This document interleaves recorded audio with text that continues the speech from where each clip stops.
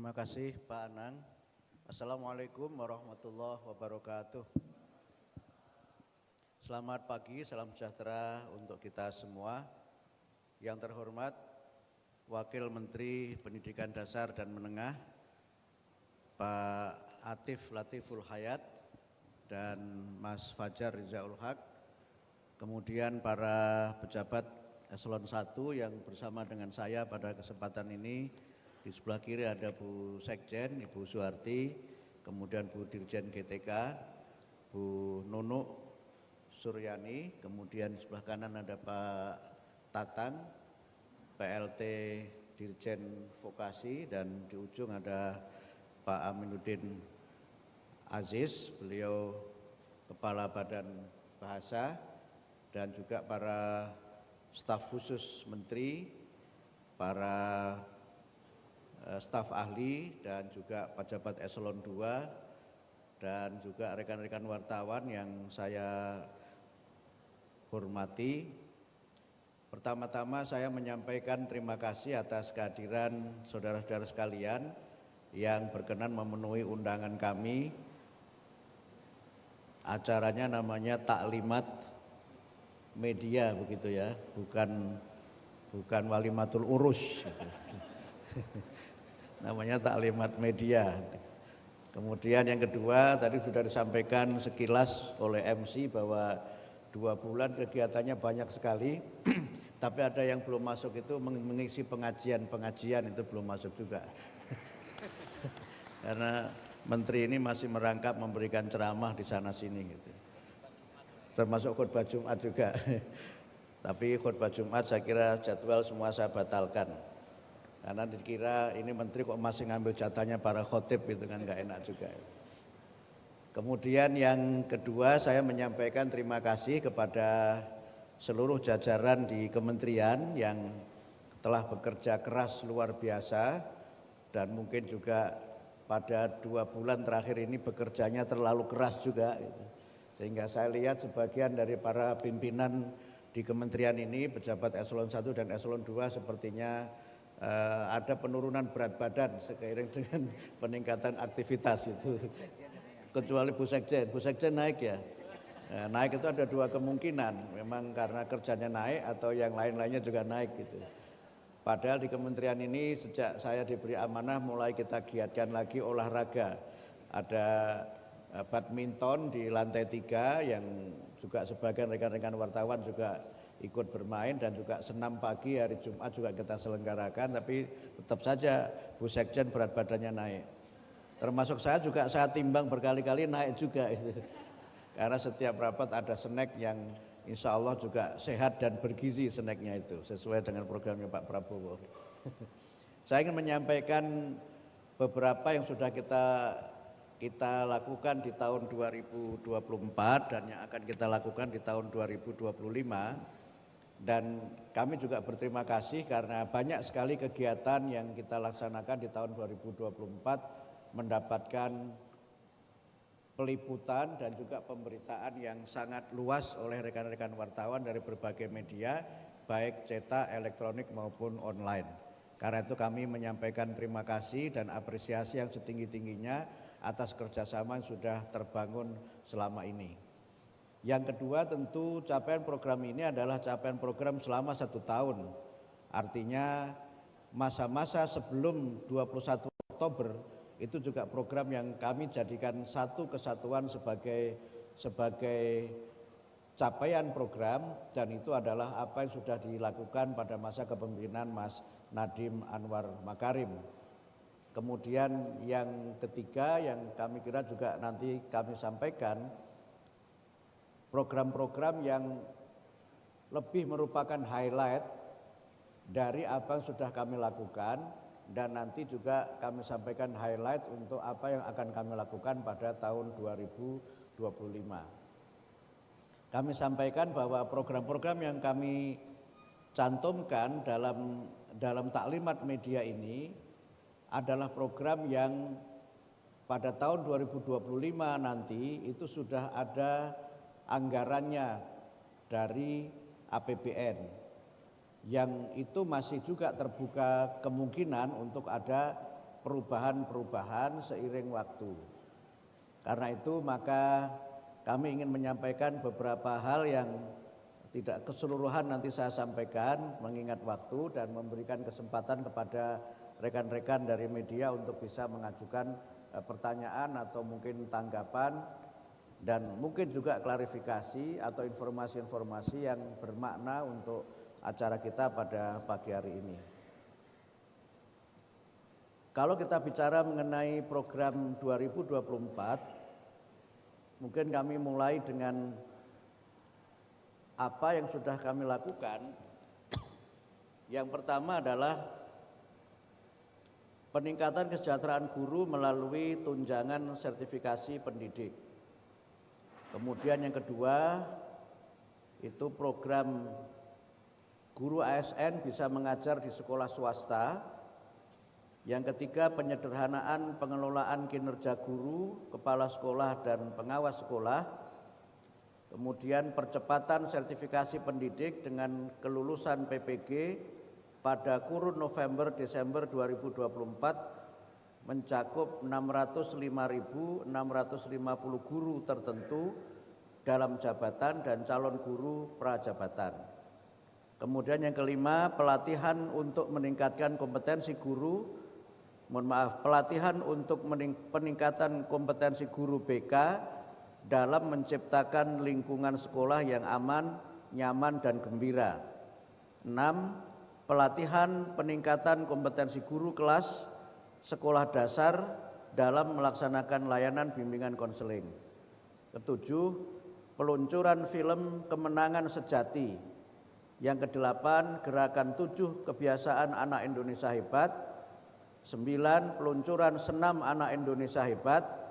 10. Penyusunan panduan revitalisasi sekolah, panduan PAUD SD 1 atap, panduan dan rekomendasi pelaksanaan program makan bergizi gratis.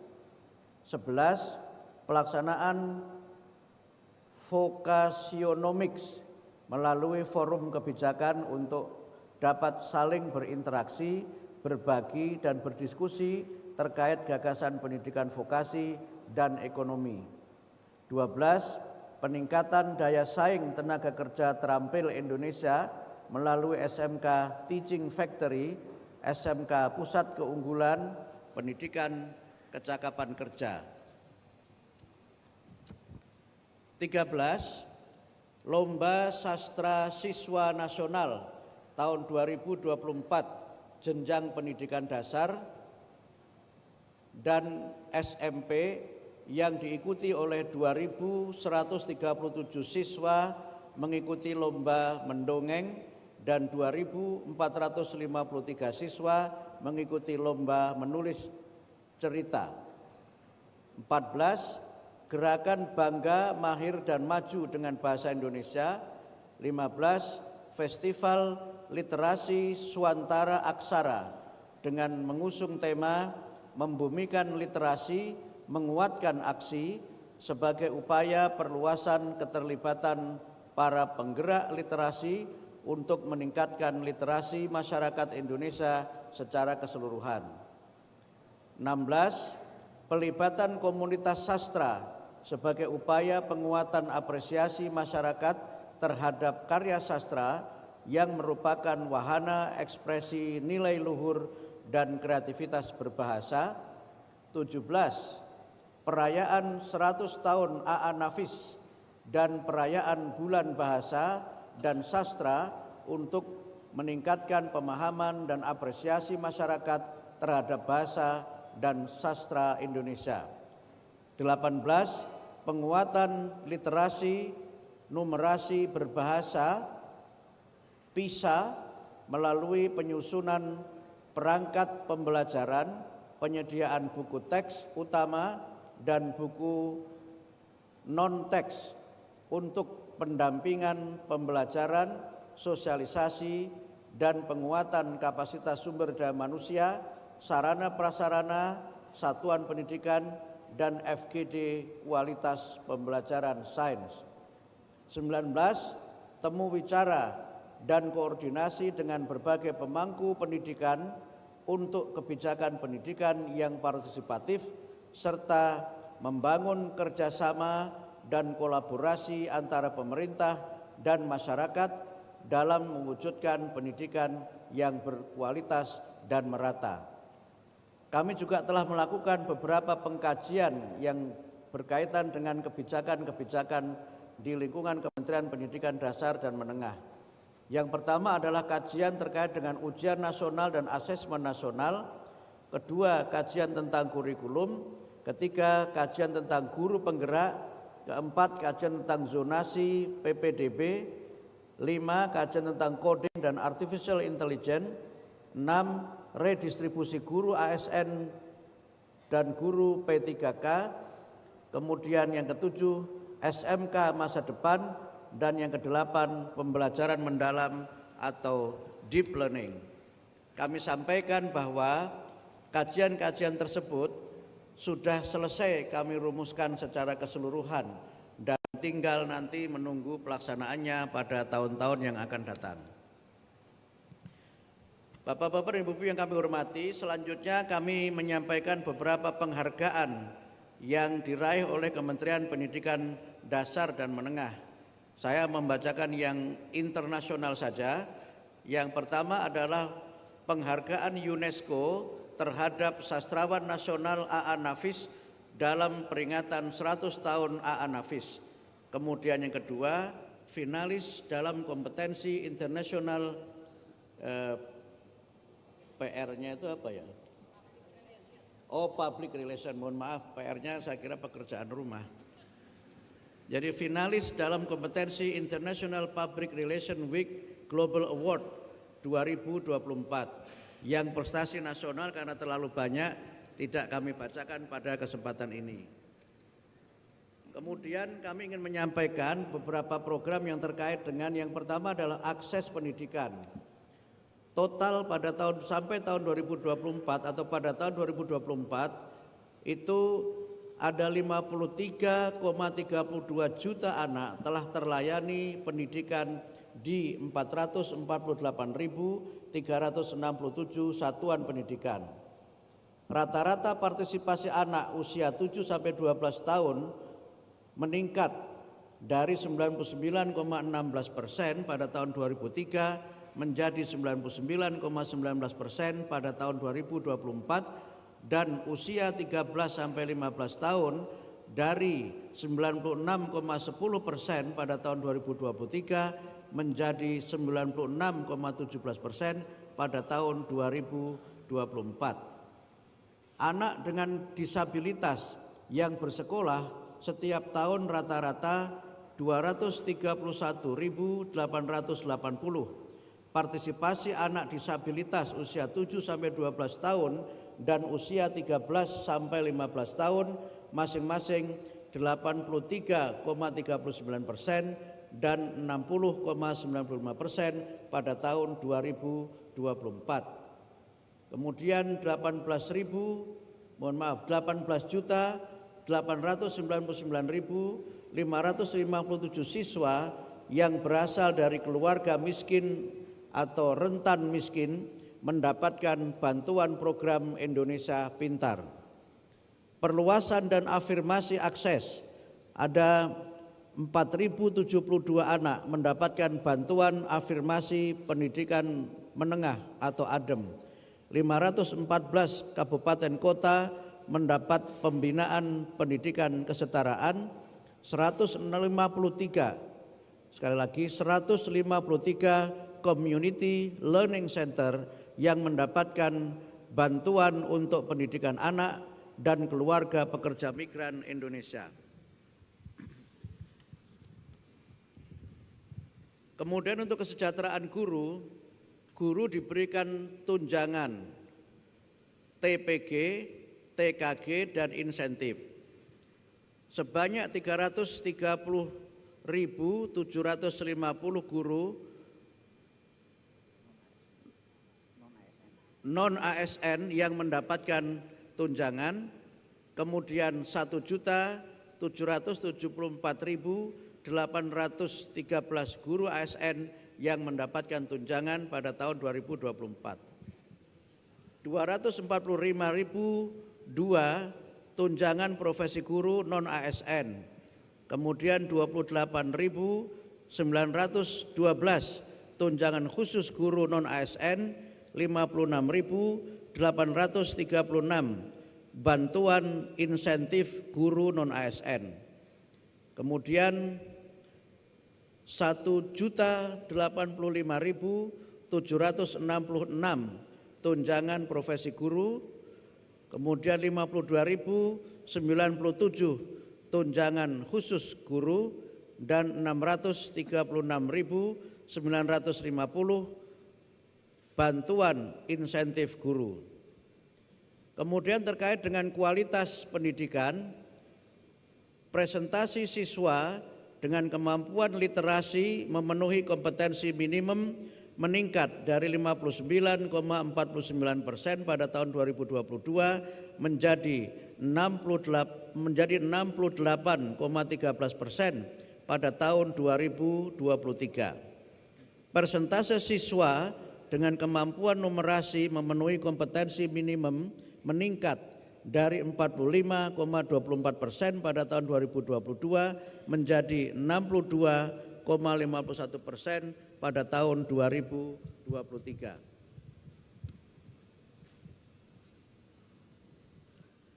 Selanjutnya kami sampaikan pelaksanaan program prioritas nasional 2024.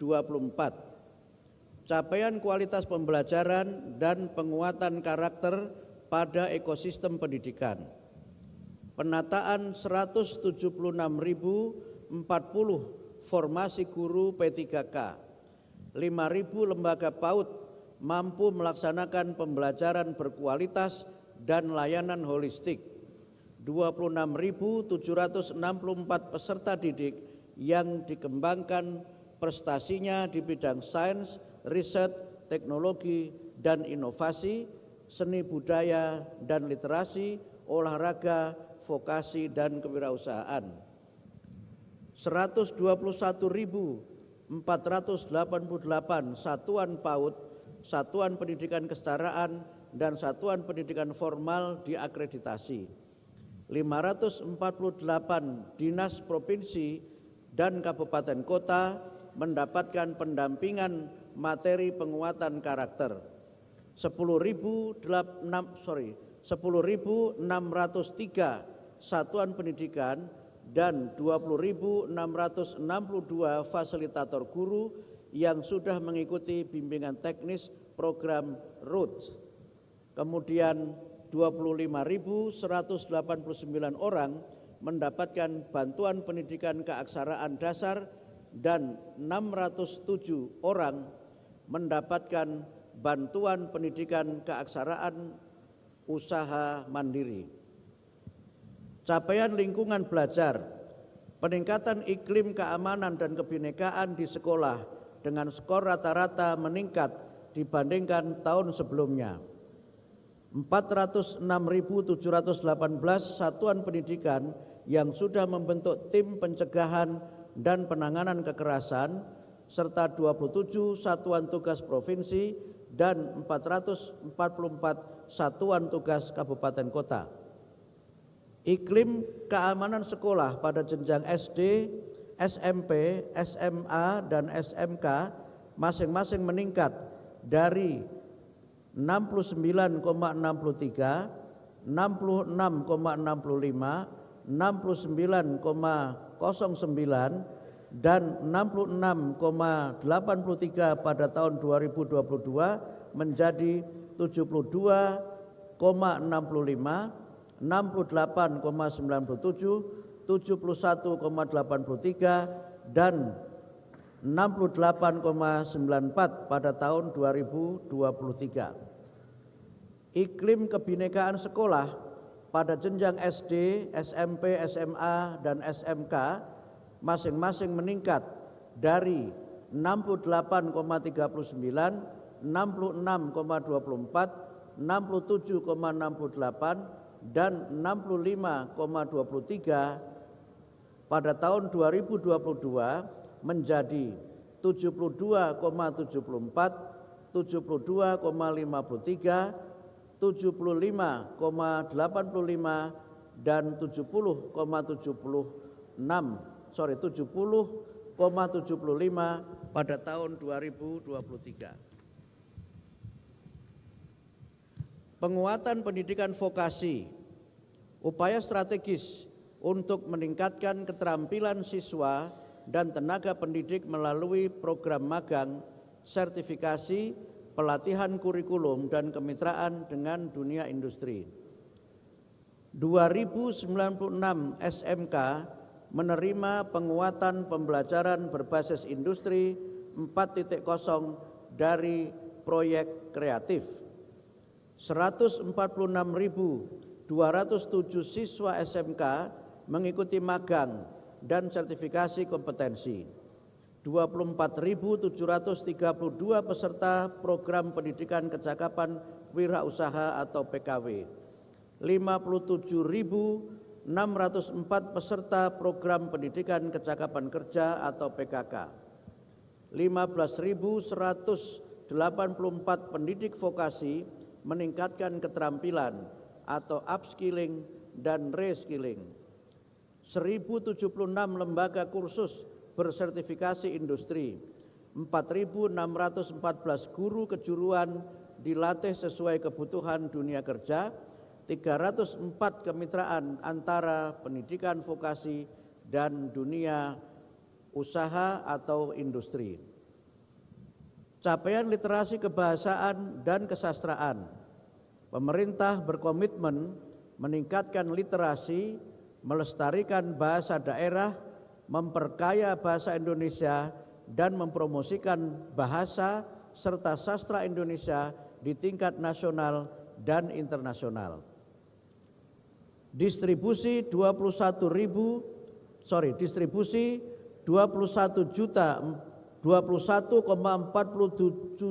juta buku bacaan bermutu ke 35.785 SD dengan literasi rendah. Pemerkayaan KBBI dengan tambahan 80.000 tema dari kosakata bahasa daerah. Pembinaan 1.395 lembaga pemerintah, pendidikan swasta untuk pengutamaan bahasa Indonesia. 233.451 peserta mengikuti ujian kemahiran berbahasa Indonesia. Bantuan pemerintah untuk 340 komunitas literasi.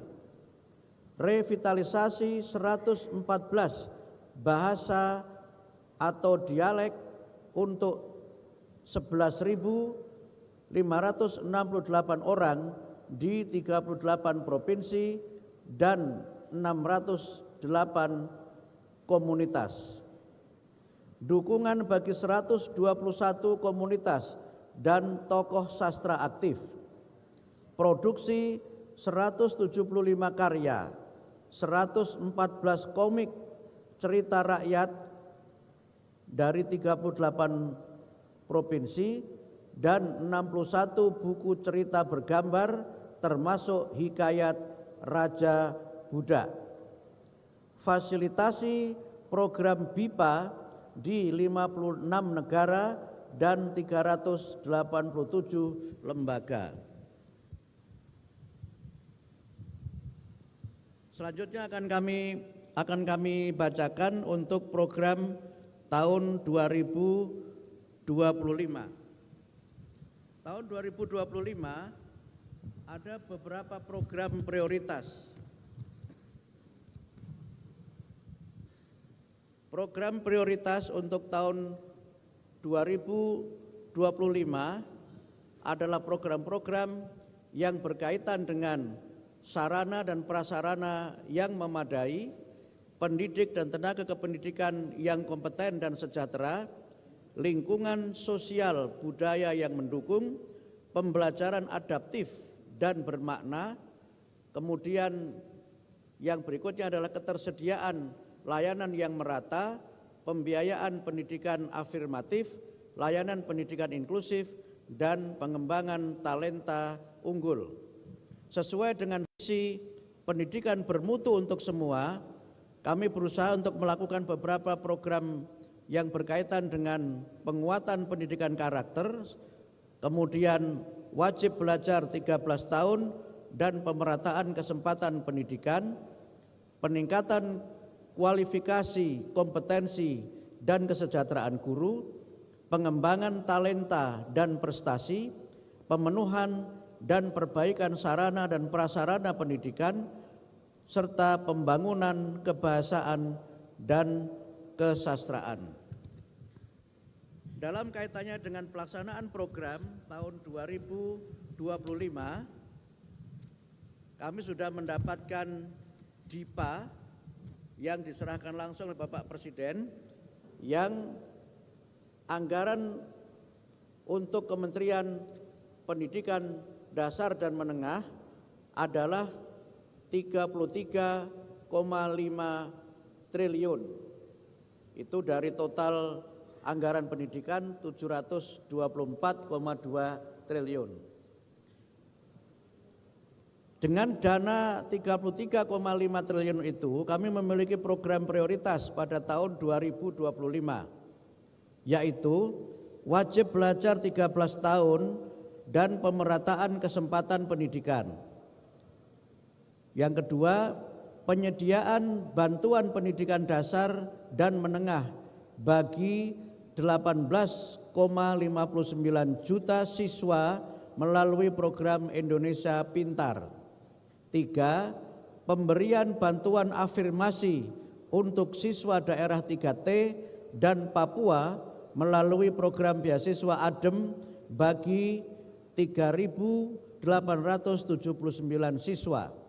Keempat, pemberian tunjangan guru ASN daerah yang meliputi tunjangan profesi guru untuk 1.522.727 guru, dana tambahan penghasilan guru untuk 332.170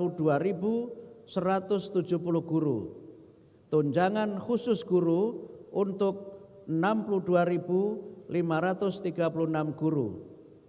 Berikutnya adalah pemberian tunjangan guru non-ASN yang meliputi tunjangan profesi guru 392.802 guru, insentif guru untuk 57.000 guru, tunjangan khusus guru untuk 28.892 guru.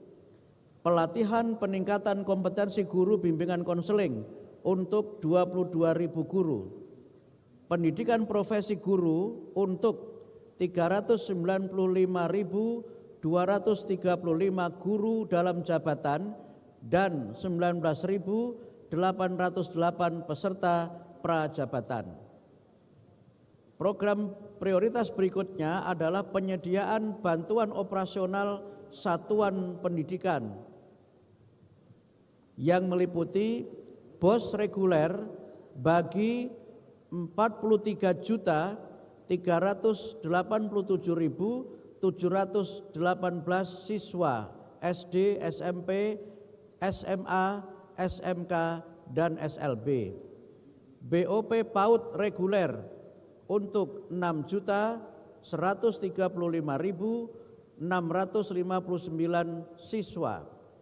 BOP kesetaraan reguler untuk 939.835 siswa. Kemudian BOSP kinerja untuk 51.439 satuan pendidikan. Program prioritas berikutnya adalah program revitalisasi pada 10.440 satuan pendidikan, rehabilitasi, penambahan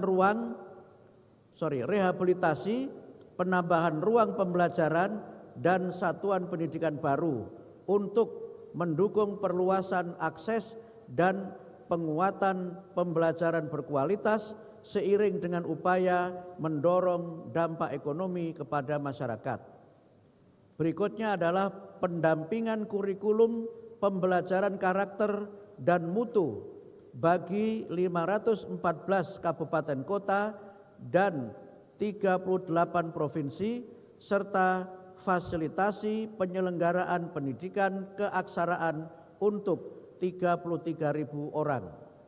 Berikutnya, fasilitasi pengembangan anak usia dini holistik integratif atau PAUD HI pada 10.000 lembaga dan implementasi kurikulum nasional di seluruh jenjang dan PAUD sampai menengah di seluruh provinsi dan kabupaten kota.